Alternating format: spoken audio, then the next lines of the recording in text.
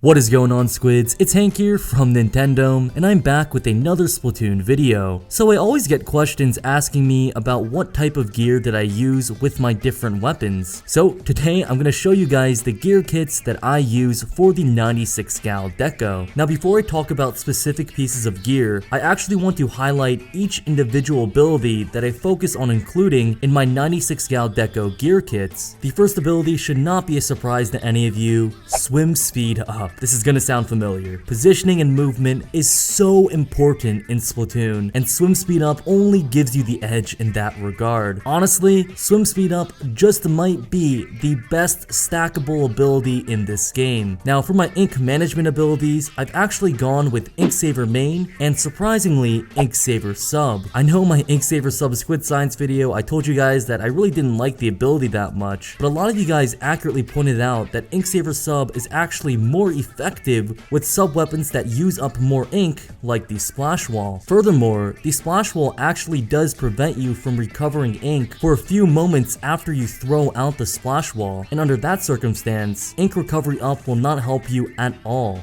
So I've really been enjoying a combination of Ink Saver main and Ink Saver sub to manage the ink hungry 96 gal Deco main weapon and the especially ink hungry slash wall sub weapon. Another stackable ability that I really like with the 96 gal Deco is Special Saver. Now in my preliminary testing, I found Special Saver to be much more effective than Special Charge Up, but I'll talk more about that after I finish making squid science videos for both of those abilities. Just know that the Kraken is a huge part of what makes the 96 gal Deco so great, so you definitely want to have some type of ability that helps you Kraken as frequently and as often as possible. For me, I think Special Saver does the best job at that. Now there's also two special abilities that I really enjoy using with the 96 gal Deco as well. The first special ability is Cold Blooded. Guys, it's no secret that I think wall hacks are super OP in Splatoon, and Cold Blooded only helps you manage that. So for those of you guys that don't know, Cold-Blooded decreases the efficacy of things like point sensors, echolocation, and haunt. Again, positioning and movement is so important in Splatoon, so not giving your opponent the leg up in that regard is especially crucial. The second special ability that I really like using with the 96 gal Deco is Ink Resistance Up. The 96 gal Deco is a very aggressive weapon, so you're definitely going to be in situations where you might have to step in enemy ink for a little while, and Ink Resistance Up will definitely save your life more than once in those precarious situations. So in terms of specific articles of gear, for the hat, I really like rocking out with the Jungle Hat. The Jungle Hat rocks out with the Ink Saver main ability along with the Fire Fin brand, which has a heavy preference towards Ink Saver sub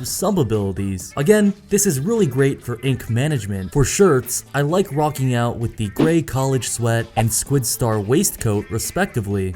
The Gray College Sweat has the Swim Speed Up main ability along with the Splash Mob brand, which has a heavy preference towards the Ink Saver main sub ability. The Squid Star Waistcoat has the Cold Blooded main ability and the Crack On brand, which has a very high preference towards the Swim Speed Up sub abilities. So you'll notice that both of these shirts have a good amount of Swim Speed Up abilities on them, and that's because I value Swim Speed Up over Ink Saver main. That's just how much I love Swim Speed Up, and really which shirt I use depends on the circumstance in which I'm playing. If I'm playing on Moray Tower's Splat Zones for instance, I will definitely rock out with the Squid Star Waistcoat because I know that the opposing team is likely to have an E-Liter 3K scope player, which gets echolocation, and I also know that echolocation is especially strong in the Splat Zones game mode. So in order to ward off that echolocation threat, Cold Blooded is definitely the way to go there. It's important to know when to use Cold-Blooded and when not to use Cold-Blooded, as rocking the Cold-Blooded ability when your opponent does not have any echolocators, point sensors, or haunts is really just a waste. And when I think that's the case, of course, I go back to the Gray College Sweat so I can get the slight boost in swim speed along with the tangible Ink Saver main boost. For shoes, I rock out with the Cream Basics and the Red High Tops. The Cream Basics have the Special Saver main ability, whereas the Red High Tops have the Ink Resistance Inconsistence Up main ability. Both of these shoes have the Crack On brand, which again heavily favors Swim Speed Up sub abilities, so it's pretty apparent that I use the Cream Basics almost all of the time. However, I definitely can see circumstances under which I would rather have the red high tops. For example, if my team is lacking with any super offensive push weapons like an Octo Shot, Ink Resistance might come in handy there, although to be honest, it might be in my best interest to just completely switch over to one of those offensive weapons. But regardless, if you want to incorporate Ink Resistance Up over Special Saver in your 96 cal Deco kit, I definitely recommend the red high tops.